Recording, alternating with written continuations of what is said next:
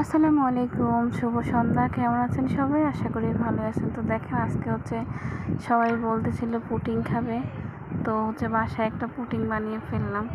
তো আলহামদুলিল্লাহ পুডিংটা অনেক সুন্দর হয়েছে আর খেতেও অনেক মজা হয়েছে।